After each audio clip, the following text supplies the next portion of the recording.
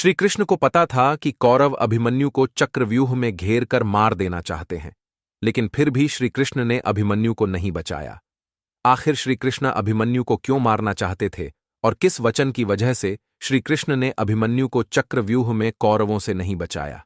आइए जानते हैं इसी बारे में, इसीलिए वीडियो में लास्ट तक बने रहे और वीडियो को लाइक करके चैनल को सब्सक्राइब कर लें ताकि इसी तरह की वीडियो आपको मिलती रहे।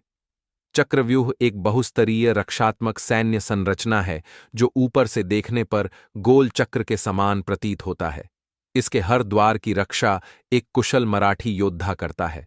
इस चक्रव्यूह की रचना महाभारत में कौरवों के प्रधान सेनापति द्रोणाचार्य द्वारा धर्मराज युधिष्ठिर को बंदी बनाने हेतु या अभिमन्यु की चक्रव्यूह में हत्या करने के लिए किया गया था। इसके भेदन का ज्ञान पांडव पक्ष में केवल प्रद्युम्न, अर्जुन, कृष्णा और अभिमन्यु को ही था, परंतु जब द्रोणाचार्य ने इस व्यूह की रचना की तब इन चारों में से केवल अभिमन्यु ही मौजूद था। अभिमन्यु ने चक्रव्यूह भेदन करने का ज्ञान अपनी मां के गर्भ में ही प्राप्त कर लिया था। जब अर्जुन ने सुभद्रा को चक्रव्यूह भेदन करना बताया था, परंतु सुभद्रा को बीच में ही नींद आ गई। इस वजह से चक्रव्यूह से निकलने का मार्ग नहीं जान पाया था। अतः जब युद्ध में अभिमन्यु ने इसमें प्रवेश किया तो उसने 6 द्वार को तोड़ दिया, लेकिन 7वें द्वार पर कौरव पक्ष के सभी महारथियों ने मिलकर उसका वध कर दिया। महाभारत के वीर योद्धाओं में एक नाम अभिमन्यु का भी आता है। माना जाता है कि श्री कृष्ण को पता था कि अभिमन्यु के साथ कौरव क्या करने वाले हैं, लेकिन इसके बावजूद भी उन्होंने अभिमन्यु को नहीं बचाया। श्री कृष्ण ने अभिमन्यु को क्यों नहीं बचाया? महाभारत के वीर योद्धाओं में एक नाम अर्जुन पुत्र अभिमन्यु का भी गिना जाता है। अभिमन्यु को लेकर एक कथा धार्मिक ग्रंथों में वर्णित है कि वह बहुत कम उम्र में ही युद्ध कौशल में निपुण हो गया था, और जब महाभारत का युद्ध आरंभ हुआ तब अभिमन्यु 16 साल का था और कौरवों के कई महारथियों को अभिमन्यु ने हार का मुख दिखाया था।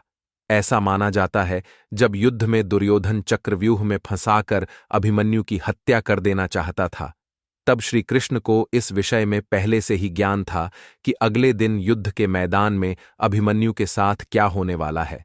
लेकिन इसके बाद भी श्री कृष्ण ने ना तो पांडवों को इस बारे में सचेत किया और ना ही अभिमन्यु की रक्षा की। असल में महाभारत के अनुसार चंद्रमा का एक पुत्र था जिसका नाम वर्षा था, धर्म की रक्षा के लिए। जब यह तय हो रहा था कि हर एक देवता के पुत्र धरती लोक में जन्म लेंगे, तब चंद्रमा नहीं चाहते थे कि पृथ्वी लोक में उनका पुत्र जन्म ले, और वह अपने पुत्र से बहुत प्रेम करते थे और उसे अपने आप से अलग नहीं करना चाहते थे। लेकिन भगवान शिव की आज्ञा को चंद्रमा टाल भी नहीं सकते थे। ऐसे में अपने पुत्र को वह पृथ्वी लोक में भेजने के लिए तैयार हो गए। चंद्रमा ने अन्य देवताओं के समक्ष यह शर्त रख दी कि उनका पुत्र अभिमन्यु के रूप में जन्म लेगा और बहुत ही अल्प समय के लिए वह पृथ्वी पर रहेगा। यही कारण था कि महाभारत युद्ध के 13वें दिन 16 वर्ष की आयु में अभिमन्यु अपनी वीरता दिखाते हुए वीर गति को प्राप्त हुआ, और श्री कृष्ण ने अभिमन्यु को कौरवों के छल से जानबूझकर नहीं बचाया।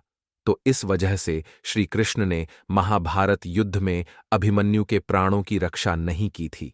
अगर वीडियो अच्छी लगी हो तो वीडियो को लाइक कर कमेंट करें और चैनल को सब्सक्राइब कर लें ताकि इसी तरह की वीडियो आपको मिलती रहे।